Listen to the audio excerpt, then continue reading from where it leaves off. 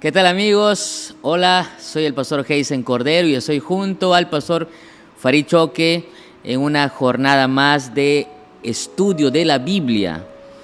Estamos finalizando nuestra semana de Renacer, el gran reencuentro, estudiando historias, milagros realizados por Jesús en el capítulo 8 y 9 del libro de Mateo, el Evangelio según San Mateo. Y qué bendición. Agradecerte porque estás conectado, agradecerte porque has hecho un espacio en tu tiempo. No sé si lo escuchas por una plataforma digital o quizás por nuestras redes sociales, pastor. Solo agradecer a Dios por esta oportunidad. Recuerda, no es casualidad, no fue tu amigo, no fue tu vecino que te pasó el link o no fue casualidad que llegues a este canal. Fue Dios, es el plan de Dios que te llamó y te encontró para que tú escuches un mensaje de esperanza. Es verdad. Un saludo para todos los que nos acompañan a través de nuestras redes sociales y también a través de Radio Nuevo Tiempo.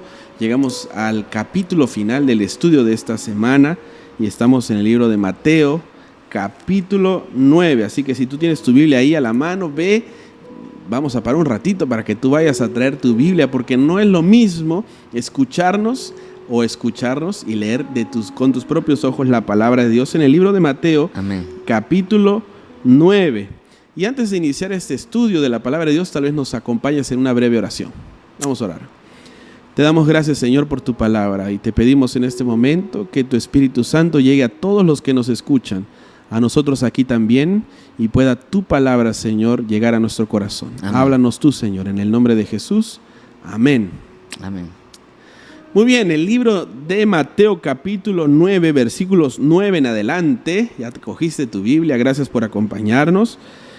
Dice así, versículo 9 del capítulo 9 de Mateo. Pasando Jesús de allí, vio a un hombre llamado Mateo, que estaba sentado al banco de los tributos, y le dijo, sígueme. Y se levantó y le siguió. Y aconteció que estando él sentado a la mesa en la casa, he aquí que muchos publicanos y pecadores que habían venido se sentaron juntamente a la mesa con Jesús y sus discípulos. Cuando vieron esto, los fariseos dijeron a los discípulos, ¿por qué come vuestro maestro con los publicanos y pecadores?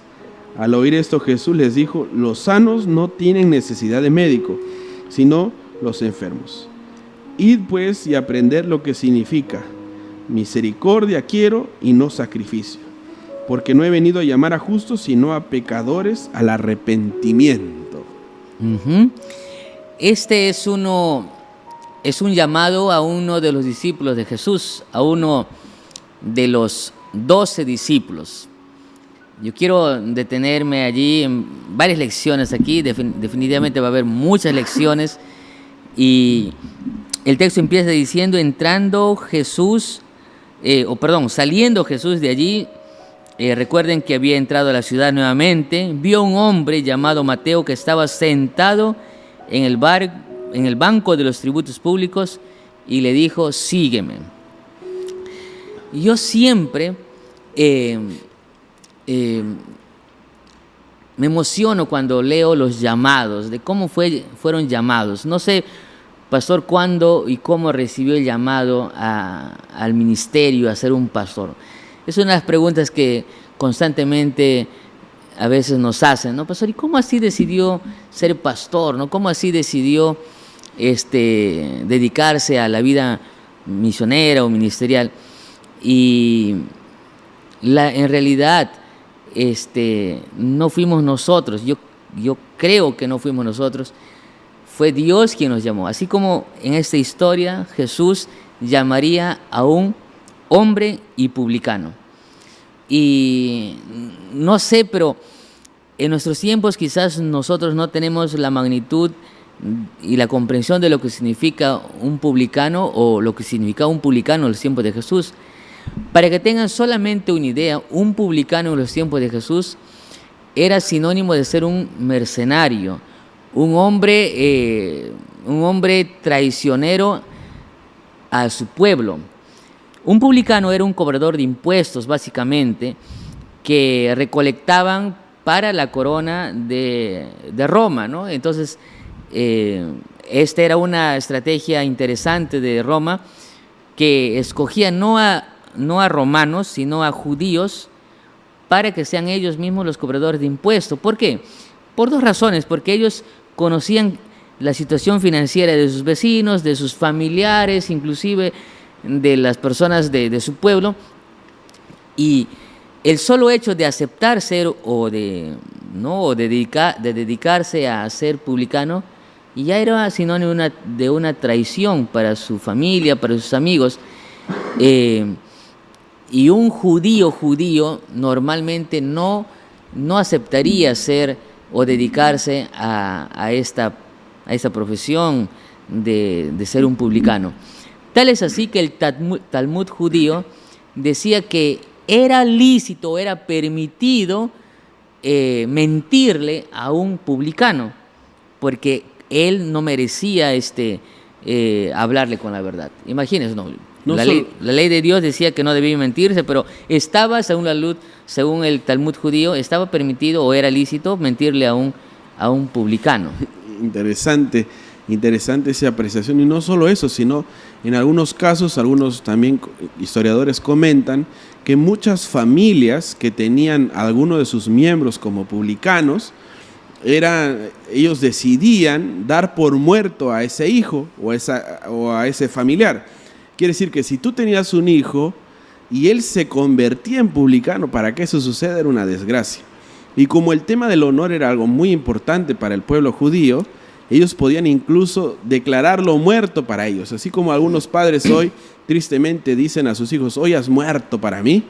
De la misma manera, estos hombres eran odiados. Y yo no sé, pastor, si alguna vez lo han visto con odio, pero imagínense, pastor, vivir una vida donde todos te detesten, donde todos te odien.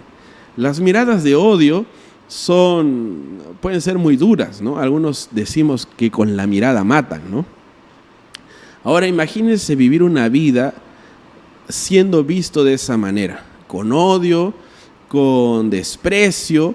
Algunos judíos tenían la costumbre de escupir al suelo cuando veían pasar un publicano, porque era alguien que recolectaba impuestos, pero que no se reinvertían en obra social como hacen ahora los impuestos, o como deberían ser usados los impuestos en el tiempo de hoy, sino que ellos iban directamente al pueblo opresor. Es por eso que la gente odiaba a los publicanos, y más aún si eran los judíos.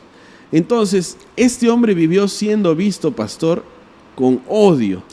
Odio por su propia familia, odio por sus vecinos, por sus ex amigos.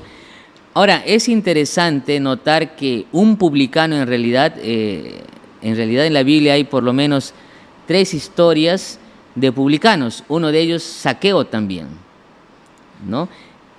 Pero según los estudiosos de la Biblia, dice que en los tiempos de Jesús habían 2 clases de publicanos: los publicanos Gabai y los moques.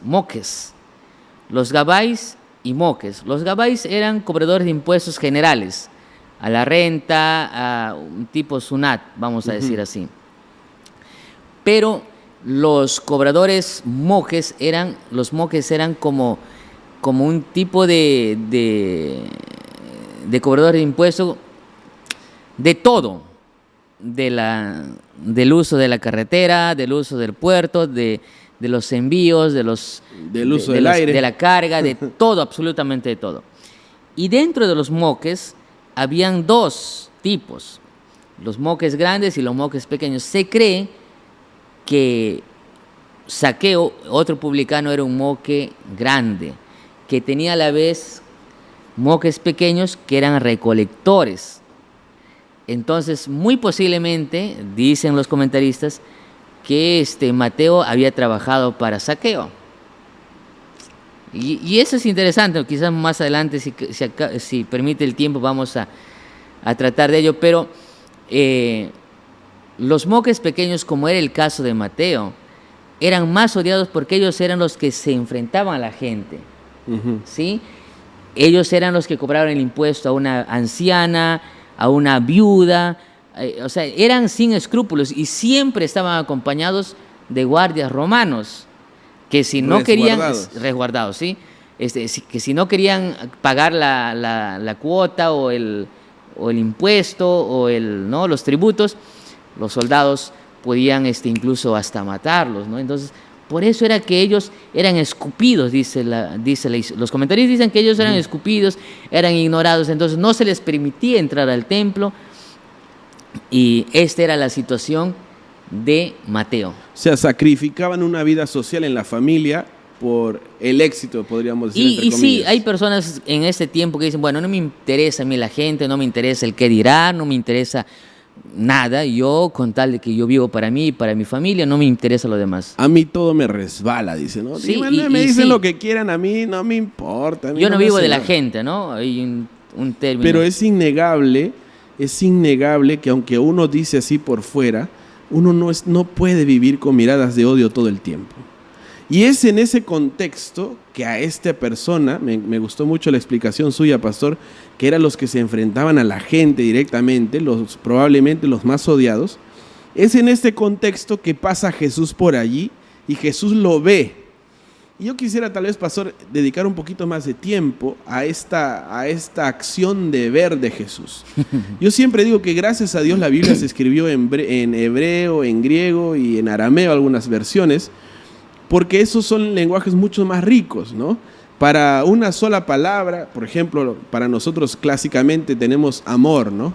Y el amor significa todo, pero en el griego había muchas formas de amor, ¿no? Amor al prójimo, el amor eros, etcétera, porque ellos eran muy específicos en el significado de sus palabras, ¿verdad?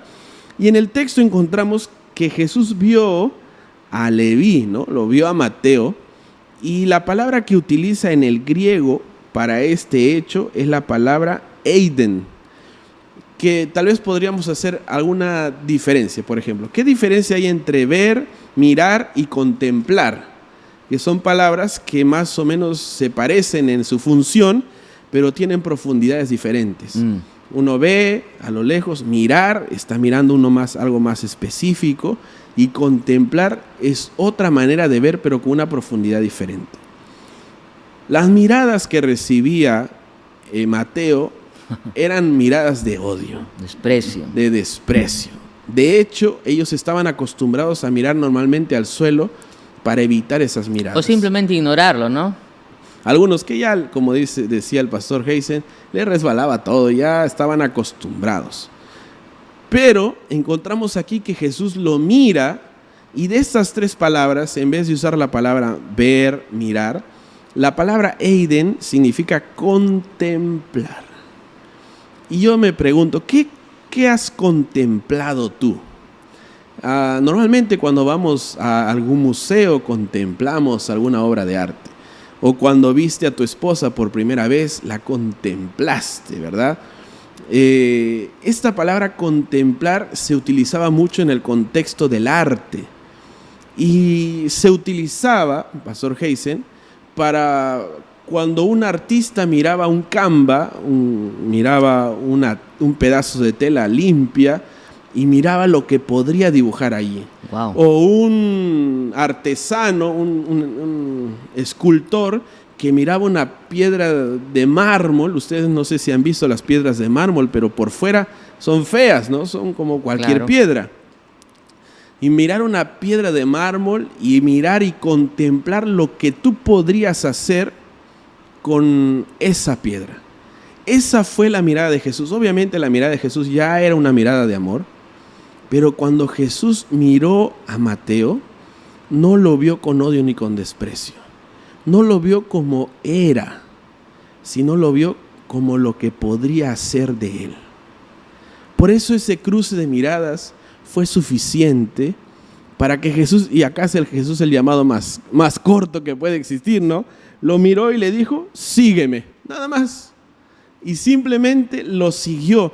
Por eso, aunque la Biblia lo leemos muy rápido, todo lo que pasó para que esas miradas se crucen, a veces conversamos con la mirada, ¿no? El sentimiento que sintió Mateo con la mirada de Jesús, la sonrisa de Jesús, cómo lo contempló como lo que podía ser. hizo que Mateo dejara todo lo que tenía por seguir a Jesús? Ahora, no hay mérito para mí, Pastor Farid, no sé, amigos que me escuchan o me ven, no hay mucho mérito en llamar a alguien perfecto, alguien bueno, pero hay un mérito grande en llamar a alguien que no es perfecto, que tiene defectos, que tiene muchas cosas por resolver. Y Jesús conocía quién era. Hemos dado un trasfondo extraordinario de todo lo que significaba la vida de Mateo. Y Jesús, conociendo quién era, conociendo que era un hombre despreciado, un hombre quizás con un carácter, había renunciado a su familia, a sus amigos, se había constituido como un odiado, un mercenario. Sin embargo, por eso me encanta eso, porque Jesús, sabiendo quién era Mateo, Jesús lo llamó. Y hay un mérito grande en llamar a los que son peores. Dentro de los cánones judíos, él era un hombre despreciable. Ni calificaba ya no como calificaba. judío. Entonces era así, ¿no? Como que, Señor, o sea, un hombre de esa calaña se convertiría en un discípulo de Jesús, sí. Pero no solamente un discípulo simple y cualquiera, sino que se convierte en un autor de un evangelio. O sea que es demasiado extraordinario. Y si bien el llamado fue escueto, fue rápido, fue muy, muy corto, lo que el evangelio nos va a mostrar es que sí, aparentemente es corto, pero tuvo una extraordinaria experiencia. Un detalle no menor, Pastor Farid, es que el libro de Mateo y que escribió, por supuesto, Leví Mateo, Pastor Farid, el libro de Mateo es el libro que tiene más referencias del Antiguo Testamento en comparación con los demás evangelios. Mejor dicho, se puede notar que Mateo era una persona que conocía mucho de la Biblia. Por eso es que en sus escritos se utiliza bastantes referencias del Antiguo Testamento. ¿Qué me indica esto? Que Mateo era una persona que conocía la Biblia, conocía las Escrituras. Sabía mucho como para perderse y poco como para salvarse. Esto representa a gente que... ¿Puedes repetir esa frase, Pastor? Está buena para el Twitter. Sabía mucho como para perderse y poco como para salvarse. Es decir, que hay gente así como Mateo hoy en día que conoce mucho, sabe mucho, pero se va a perder. Y lo poquito que deberían saber simplemente les serviría para salvarse, pero ni eso. Entonces... al final podríamos decir algo así como el conocimiento nos salva. Correcto. Por ejemplo, si yo les hago un ejemplo, ¿cuántos vasos de agua al día debemos tomar? 8 por lo menos, ¿no? La gente dice 8, ¿no? ¿Usted qué dice? 8, muy bien, 8. Ahora le pregunto a usted, ¿cuántos vasos toma? Correcto. Quiere decir que aunque sabemos, el conocimiento no cambia. Y en este caso podríamos decir el conocimiento nos salva.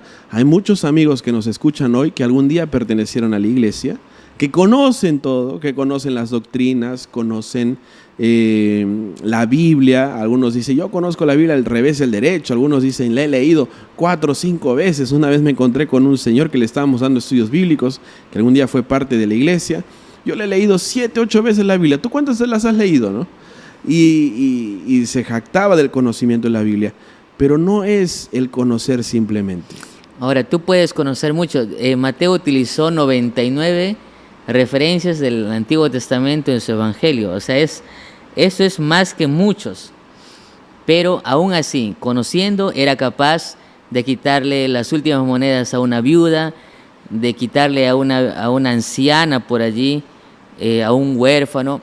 O sea, tú puedes conocer mucho, saber de la ley de Dios, saber del sábado, saber de muchas cosas, pero no garantiza que tú seas salvo y que mucho menos seas feliz.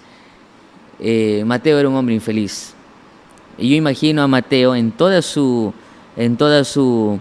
personalidad, que hemos dicho que ha renunciado y quizás hasta un momento dijo, bueno, no me interesa, al final no voy a vivir de la gente, yo voy a construir para mi familia, para mis hijos, qué sé yo, pero está demostrado, hay estudios que muestran que las personas más enojonas, las personas más amargadas, cuando están solos o solas, en un momento de su vida, son las que más sufren. Yo imagino ahí a Mateo en las noches, no revolcándose en su cama, tratando de conciliar el sueño, recordando que le robó las últimas monedas a una anciana y que tuvo que golpear a una viuda porque no se dejaba quitar sus cosas y los soldados abusaban y golpeaban a esa mujer. Todo eso tenía que cargar. Y cuando un día se encuentra, o cuando él se levantaba al día siguiente, después de tener una noche pesada, una noche tormentosa, y miraba a esa gente que lo miraba con odio, que lo observaba así con rabia, él decía, bueno, pues a buena hora, ¿no? O sea, bien hecho, algo así. Alimentaba más su personalidad. Pero cuando un día Jesús lo mira y utiliza esa palabra, ¿cómo era, pastor? Eiden, y lo ve, que lo contempla, no como lo que es. Jesús no lo mira como lo que es, sino como lo que puede llegar a ser. Así como un escultor ve una piedra de mármol allí con aristas, una piedra tosca, Jesús lo mira, pero lo está mirando no como lo que es, sino lo que puede llegar a ser. ¿Y qué fue Mateo? Mateo fue un evangelista, un discípulo, que gracias a él conocemos muchas historias, muchas lecciones. ¿Y cuál es la lección aquí? Que Jesús, conociéndote, Jesús sabe todo de ti, sabe todo lo que piensas, sabe tus temores, tus miedos, tus problemas, tus felicidades también. Tienes momentos de alegría, pero Jesús, aún así, con todo lo que tú eres y representas, te llama. Y te llama para que lo sigas. Y quizás, pastor, aquí también podríamos reflexionar qué significa la palabra seguir, ¿no? Seguir a Jesús. Es así de simplemente seguir.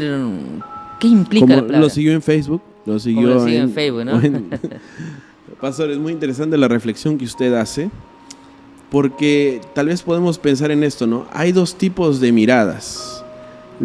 Cómo la gente nos mira, pero también hay una que es cómo nosotros nos miramos a nosotros mismos. Y a veces la segunda es la más dura. Los que han vivido desde pequeños siendo juzgados por los padres que todos criticaban, a veces nos miramos también de manera muy dura nuestra propia vida. Y yo me imagino que cuando Jesús vio a Mateo y le dijo, sígueme, yo creo que Mateo volteó para ver si era otro, ¿no? Es a mí, maestro, que se llaman a mí. ¿Será que soy yo? Porque yo soy así. A mí me desprecian todos, he cometido errores, la gente a mí no me quiere, así soy yo, ¿por qué a mí? Y Jesús lo miró y le dijo, sígueme. Cuando Mateo descubrió que Jesús no lo estaba mirando por lo que era, sino por lo que podría llegar a ser, se rindió a Jesús. La posición de los publicanos era una posición elevada económicamente. A ellos no les faltaba nada, tenían grandes casas, muchos siervos, tenían toda una gran cantidad de personas detrás de ellos. Él tenía que seguir a Jesús, y para seguir a Jesús tenía que estar dispuesto a dejar todo eso. Todo, porque no dice el texto que dejó y esperó que venga alguien a reemplazarlo, que haga la contabilidad de caja. Su seguida fue radical, ¿no? Se levantó, dice el texto, y lo siguió. Levantarse es dejar todo lo que estaba viviendo él. Eso implicaba su trabajo, su estatus, su reputación, su economía, sus cuentas en el banco, para seguir a Jesús. Y seguir a Jesús para finalmente ser un hombre más, un hombre simple que cumplió una misión diferente a la que él estaba acostumbrado a vivir. Ahora, me emociona, pastor.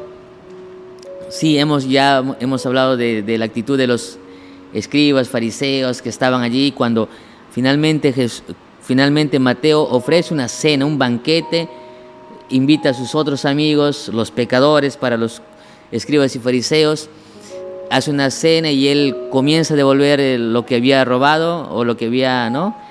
Eso dicen en otra versión. Igual que Zaqueo, hace lo mismo, ¿no? Devuelve lo que a la gente que él sabía que debía. o que les había quitado o robado. Y finalmente la historia dice que él llevó a su casa. La palabra casa, Pastor Farilla, para ir finalizando, la palabra casa viene del griego oikos y no es una casa física, tiene que ver con familia, Hogar. con hogar. Cuando Jesús llega a nuestras vidas, no solamente quiere salvarnos a nosotros, sino quiere salvar a toda nuestra casa, a nuestra esposa, a nuestros hijos, a todos los que vivan en nuestro hogar. Muchos de nosotros no nos imaginamos cuán grandes cosas va a hacer Jesús a través de nosotros. Estoy hablando para alguien que está estudiando la Biblia o escuchando, aprendiendo, y tú crees que tu papá o tu esposo o tu esposa o tus hijos lo ves muy difícil, lo ves imposible, pero tú puedes tener la plena seguridad de que a través de ti Dios comenzará a obrar grandes cosas en tu familia, porque Jesús vino a restaurar hogares, a restaurar familias. Así que esa es la historia de Mateo, Pastor Farí. Es la historia de alguien que era despreciado, alguien que vivió una vida, finalmente se ha encontrado por Jesús, es mirado con Jesús. Esa mirada que cautiva, esa mirada que no condena, que no desprecia, sino que dice, mire, yo puedo ser contigo. Yo puedo empezar una nueva historia. Una mirada que dice yo, peor aún tal vez, pastor, una mirada que dice yo sé quién eres. Yo sé quién eres. Pero a pesar de eso puedes seguirme. Y tal vez por eso decíamos que no hay mucho mérito en llamar a los mejores. Jesús llamó no sé si está bien, pero suena feo ciertamente, pero Jesús llamó a los peores. Tal vez no decir peores, a los impensables. A los que nadie daría un céntimo. Bueno, hay gente que sí, pastor. Decía, pero nadie apuesta nada por mí, ¿no? Quizás hay un hijo que, como mencionabas, Pastor Farí, hay un hijo que toda su vida desde niño creció diciendo o escuchando que tú no puedes, que tú no vas a alcanzar nada, tú no vas a hacer nada, ni nadie. Has nacido pobre, vas a morir pobre. O eres igual que tu padre, eres de la misma calaña. Pero no, tú puedes cambiar tu estrella, como decía una película, ¿no? Tú puedes cambiar tu historia. A mí me gusta tal vez cerrar con esta reflexión. Cuando nos encontramos con Jesús, automáticamente nos damos cuenta de que no somos productos terminados. Quiere decir que aunque tú pienses que ya no puedes cambiar, que tú eres como ese mármol feo de piedra, que no se puede cambiar, que no puede salir nada bueno de ti, no es hasta que Jesús te mira y tú miras a los ojos de Jesús, es que te das cuenta que no eres un producto terminado, sino todavía eres una piedra en bruto, un diamante en bruto, que Dios puede hacer de ti algo maravilloso, de gran valor. Amén. Así que si tal vez hay alguien aquí que nos escuchas, que tal vez tú sientes que hasta tu propia autoestima está baja, sientes que no vales nada, y si tienes éxito en tu corazón, hay algo que es muy común, que es el síndrome del impostor, que sientes que no mereces lo bueno que tienes, que sientes que no eres nada. Yo quiero decirte lo siguiente: no solo basta mirar los ojos de Jesús, encontrarte con Él para darte cuenta de que no eres un producto terminado aún, de que Dios todavía puede hacer una obra en ti, puede esculpir tu vida y hacer de ella una gran obra de arte, una gran obra maestra. Solo depende de ti, de que quieras volver a los brazos del escultor de escultores, que es nuestro Señor Jesús. Estamos finalizando esta serie de mensajes de esperanza, renacer, el gran reencuentro, y qué mejor terminar recordándote lo siguiente. En primer lugar, amigo, no es casualidad de tu presencia o que te hayas conectado a esta programación, a este mensaje. En segundo lugar, no importa quién seas tú, no importa lo que la gente diga.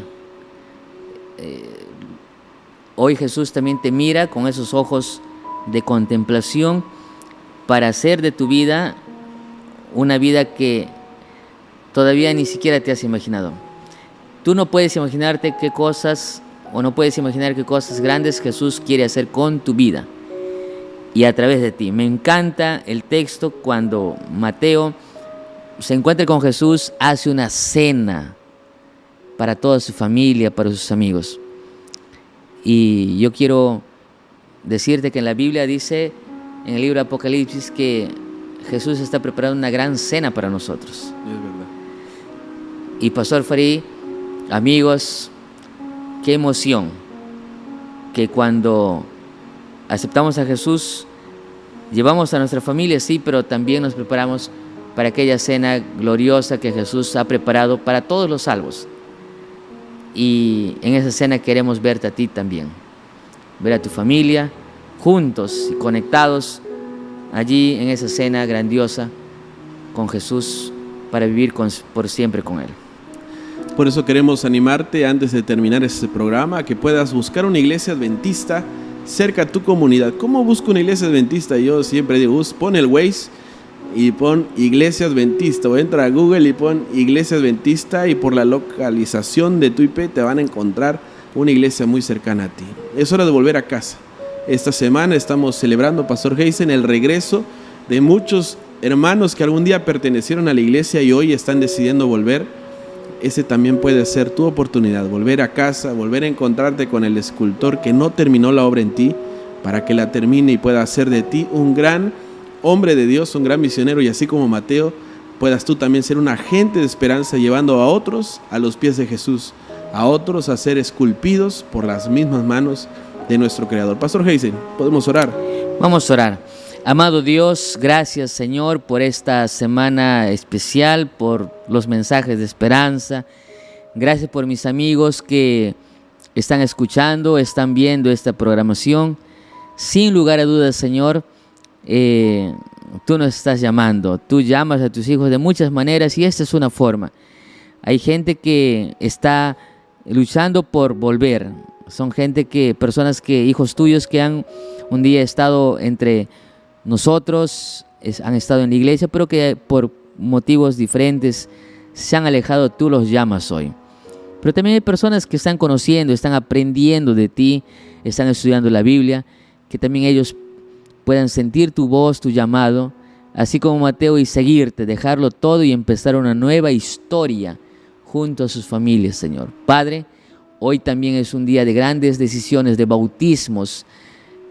Señor, puedas tú seguir trabajando y obrando en la vida de tus hijos. Gracias porque eres bueno, porque nos escuchas y nos respondes. En el nombre de Jesús, amén, Señor. Amén. Amén. Muchas gracias por habernos acompañado durante esta semana. Que Dios te bendiga. Recuerda que todos los programas estarán disponibles para ti también a través del internet, a través de nuestras redes sociales. Que Dios te bendiga y que podamos juntos tener este gran reencuentro con Jesús pronto. Que Dios te bendiga. Que Dios te bendiga.